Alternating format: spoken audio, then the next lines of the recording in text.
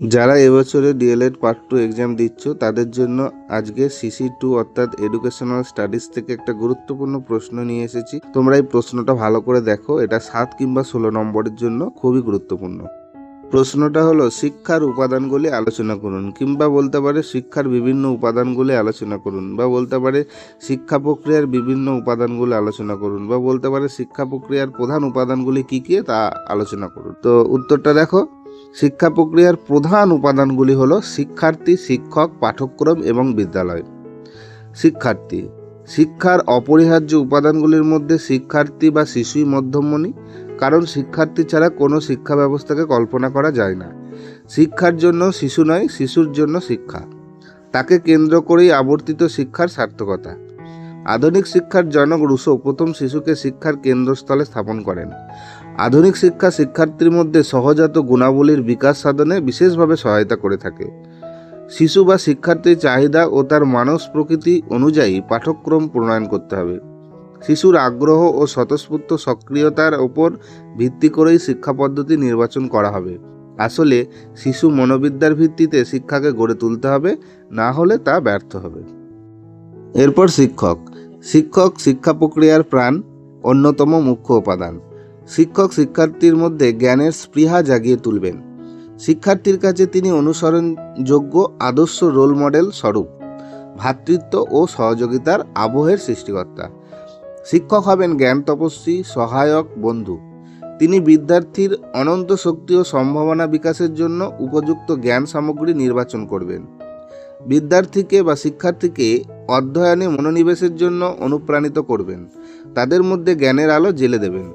শিক্ষক শুধু পাঠদানই করেন না, বরং শিক্ষার্থীদের দিক নির্দেশনা, অনুপ্রেরণা ও মূল্যবোধের শিক্ষা প্রদান করেন।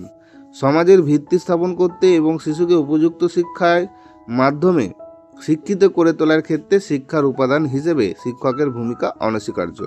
তাই শিক্ষক হবেন শিক্ষার্থীর ফ্রেন্ড, ফিলোসফার অ্যান্ড গাইড। এবার 3 নম্বর হলো পাঠ্যক্রম। শিক্ষার তৃতীয় উপাদান হলো পাঠ্যক্রম। দার্শনিক ও সমাজবিদরা শিক্ষার লক্ষ্য নির্ধারণ করে থাকেন, কিন্তু এই লক্ষ্যে পৌঁছানোর পথনির্দেশ হলো পাঠ্যক্রম। তাই পাঠ্যক্রমকে শিক্ষার মুখ্য উপাদান হিসেবে গণ্য করা হয়।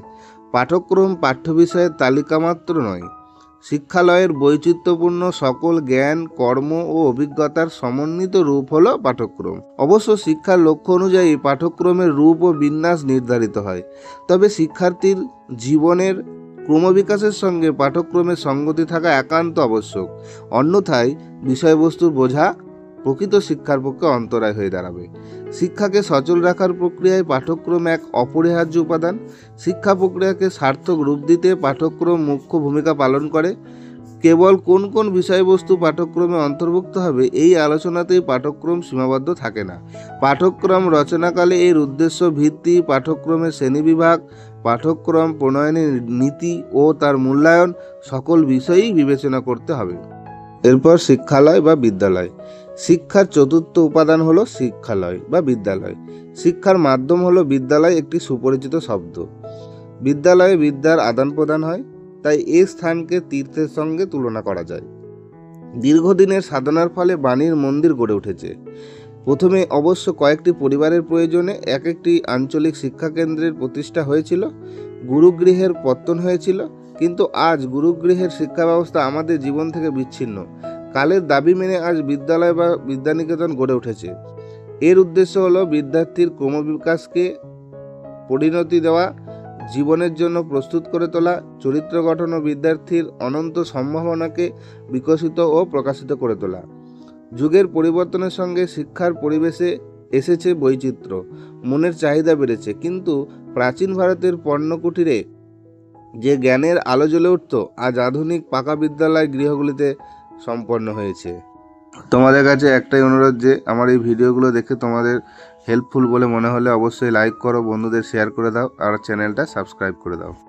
আগের প্রশ্নটার সাথে তোমরা এই প্রশ্নটাও দেখে রাখবে। এই প্রশ্নটা কিন্তু এবারের জন্য খুব গুরুত্বপূর্ণ। যদি ওই প্রশ্নটা নাও দিয়ে থাকে, এই প্রশ্নটা কিন্তু দিতে পারে।